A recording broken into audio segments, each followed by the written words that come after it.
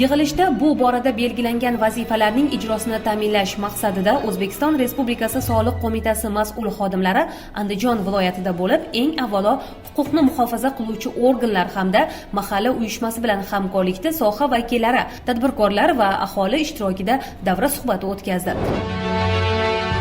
Shundan so'ng joylardagi vaziyatni o'rganish uchun yo'l xaritasiga ko'ra viloyatning eng chekka hududlari Xonobod, Qo'rg'ontepa, Paxtaobod, Ulug'nor kabi tumanlarga borildi. Ushbu hududlardagi mahallalarda faoliyat olib boruvchi yettilik va tadbirkorlik subyektlari bilan muloqot qilindi.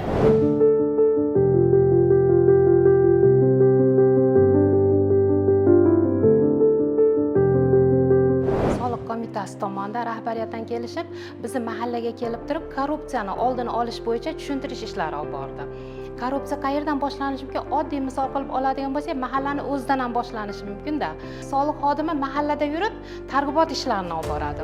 Targ'ibot ishlarini olib borishda va hamda shu mahallada tushum bilan shug'ullanadi. Soliq xodimi shunday qilyapti, o'zini apparati bilan kelib, fuqarodan, ya'ni o'sha jismoniy shaxsdan soliqni undirganda o'zini apparatida cheki bilan chiqarib beryapti. Bu ham bitta korrupsiyani oldini olish hisoblanadi deb o'ylaymiz. Mana mahalla hududida yurganimizda fuqarolar bilan targ'ibot, tashviqot ishlarini olib borib, huquqiy ongini oshirish maqsadida hattoki to'lovlarni onlayn tarzda topshiradigan bo'lsak, bu bilan biz korrupsiyani oldini olishda juda katta natijaga erishgan bo'lamiz.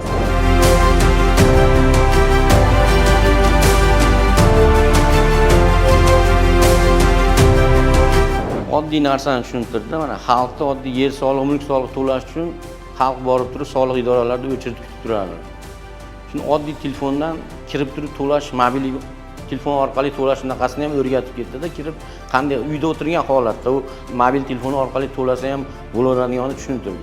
Xalqqa yetish uchun hokim yordamchisi yettilik bilan birgalikda shu narsalarni o'rganib, xalqqa oson bo'lishi uchun shu narsalarni xalqqa targ'ibot qilishga harakat qilamiz.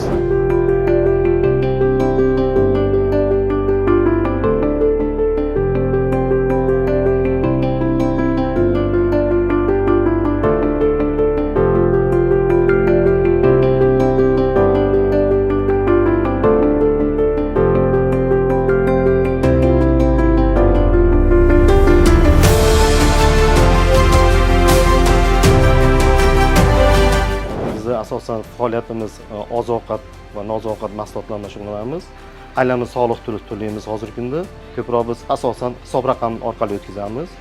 Soliqchilar tomonidan bizga haftada kamida 2 marta, 3 marta kelib, yangi chiqqan qarorlarni tushuntirib o'tib ketadi, bizga qulayliklarni tushuntiradi. Biz bundan o'zimiz xulosa chiqarib, to'g'ri foydalanishga harakat qilyapmiz. Korrupsiyaga qarshi kurash bo'yicha biz ham o'zimizni hissamizni qo'shib, shu mablag'ni, shu to'lovlarni mobil ilovalar tomonidan to'lashni, hisob raqami orqali to'lashni biz o'zimizga maqsad qilib belgilab oldik.